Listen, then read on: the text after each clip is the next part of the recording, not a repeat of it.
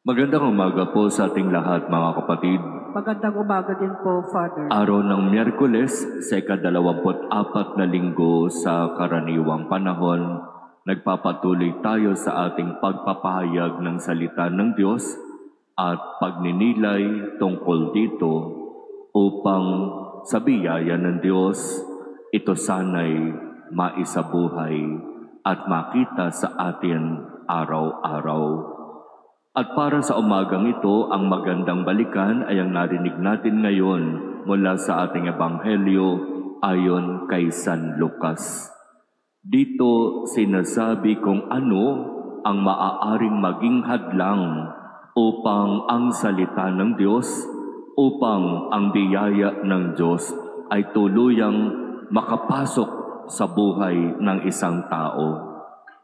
Dalawang pangyayari ang sinasabi dito. Pangyayari kasama si Juan Bautista.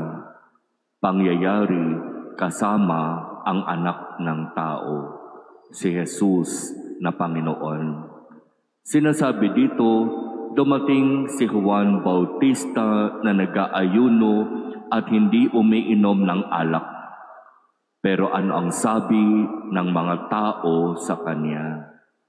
Inaalihan siya ng demonyo.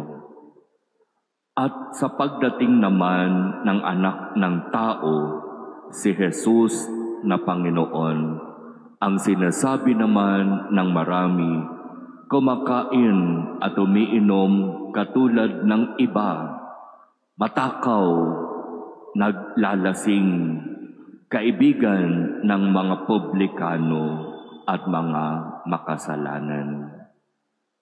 Talagang napakahirap mangaral sa mga taong sarado ang isip at sarado ang puso. Mauubos at mauubos ang salita.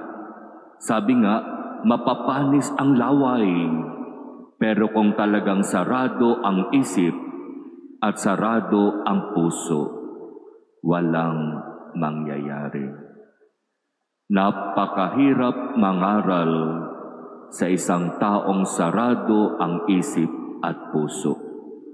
Kaya nga diba kapag tayo ay naghahanda sa panahon ng Kwaresma, sa panahon ng Adbyento, ang palaging sinasabi sa atin, buksan natin ang ating mga isip at puso upang ang biyayang hatid ng ating pinaghahandaan ay makapasok sa ating isipan at sa ating puso.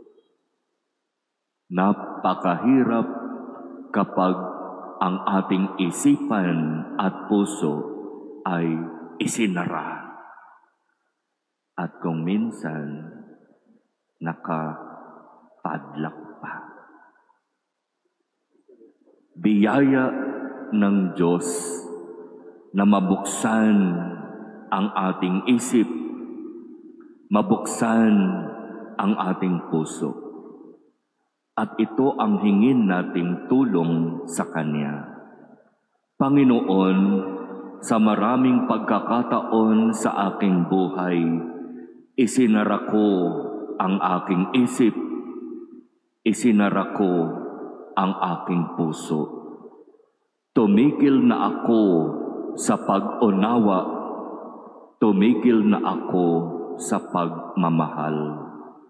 Pero nananalig ako sa iyong kapangyarihan na maaari mong buksang muli ang aking isip at puso upang tumanggap ng biyayang nagmumula sa iyo. Ang Diyos lamang ang makakatulong sa atin at siyempre yung ating mga sarili. Tulungan natin ang ating mga sarili at kasunod nun ang biyaya, ang awa, ang tulong ng Diyos.